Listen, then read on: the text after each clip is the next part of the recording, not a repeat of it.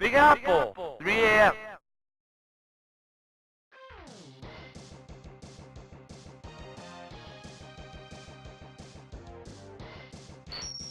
Mega Man X was developed and published by Capcom and released in North America in 1994 for the Super Nintendo Entertainment System.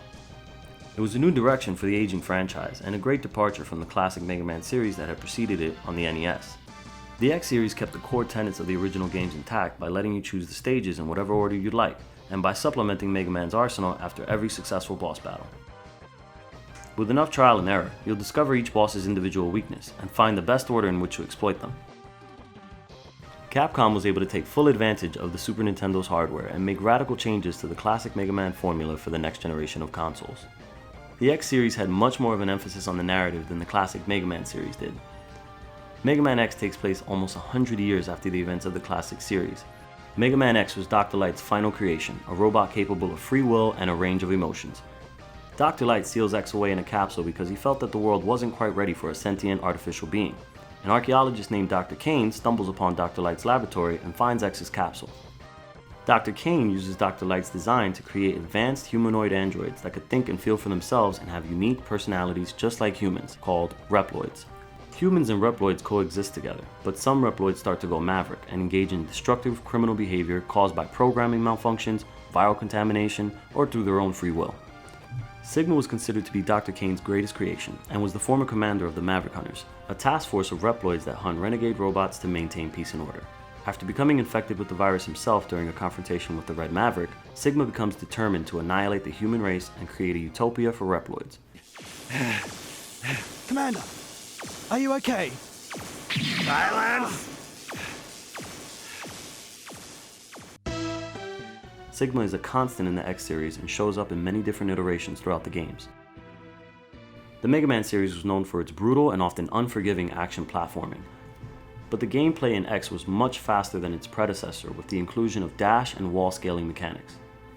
Changes had to be made in the overall level design to accommodate these new mechanics. The gameplay still revolves around running, jumping, and shooting, but the increased mobility further encouraged exploration, and it really opened up the stages. The series managed to build upon each previous entry without deviating too far from the new formula, with the exception of Mega Man X7. Mega Man X Legacy Collection consists of Mega Man X through Mega Man X4, which are widely considered to be the pinnacle of the entire series. Each game was designed masterfully, and it shows in each of the game's stages, soundtracks, and boss battles. The frenetic action and polished level design make each stage and Maverick boss fun and engaging, with just the right amount of difficulty. Mega Man X introduced hidden heart containers to increase your energy meter, hidden sub-tanks to store energy, the ability to charge your special weapons, and ability to receive armor upgrades left behind by the late Dr. Light. X2 introduced the double charge shot, the Giga Crush, and an air dash to further augment Mega Man's mobility. X3 introduced a variety of ride armors, enhancement chips, a vertical air dash, and the ability to play as Zero, although in a very limited capacity. X4 introduced multiple armor suits for Mega Man X with the Force and Ultimate armor. And finally, Zero proper, fully playable this time around with his own unique moveset and story. Unlike Mega Man, Zero learns special techniques instead of absorbing the enemy's special weapon. Zero's Z-Saber is a short-range weapon, making his playstyle much more aggressive and risky as opposed to the defensive long-range combat of Mega Man's X-Buster. The move to the Sony PlayStation and Sega Saturn for Mega Man X4 allowed for sizable visual improvements and better storytelling via fully voiced animated cutscenes. While the cutscenes are all animated beautifully and weave the narrative together much better than the previous X games, the same can't be said about the voice acting, which is almost laughable due to the bad delivery. Iris! Ah! No, this isn't happening! There's no reason for me to go on. What? What am I fighting for?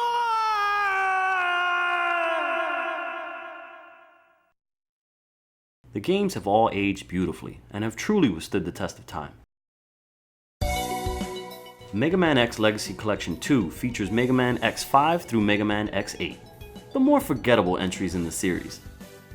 Due to the internal strife between Capcom and Mega Man creator Keiji Inafune, each of the sequels after Mega Man X4 had a noticeable decline in quality.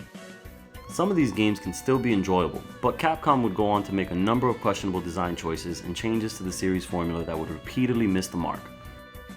Mega Man X5 was originally developed to be the final chapter in the series. The X series formula was really starting to show its age by this point, and there was little in the way of meaningful innovation.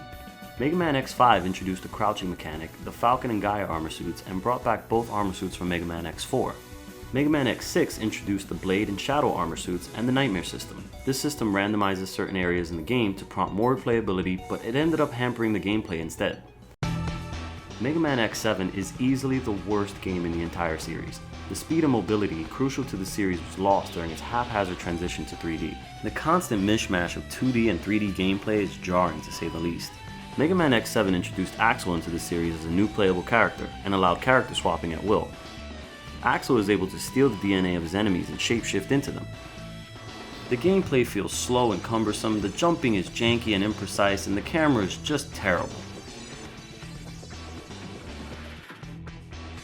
The vehicle segments are awful, the level design is bland, and the enemies and the bosses all feel uninspired. Worst of all, Mega Man isn't even a playable character at first. You unlock Mega Man after rescuing 64 Reploids. And then there's the voice acting.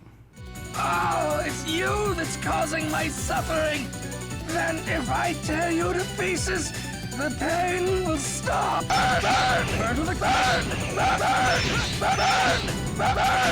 Burn to the ground!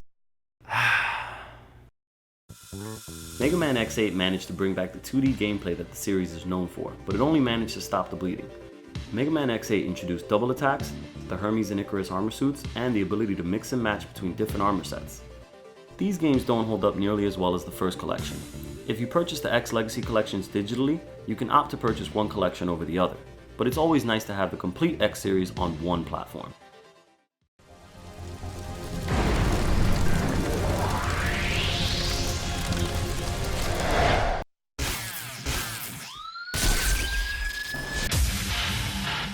The new mode for the X Legacy Collection, X Challenge, pits you against two bosses from the entire X series at the same time. Each level is made up of 3 rounds and you have a choice of 3 special weapons out of a set of 10. You have 3 lives and need to go from round to round without replenishing health.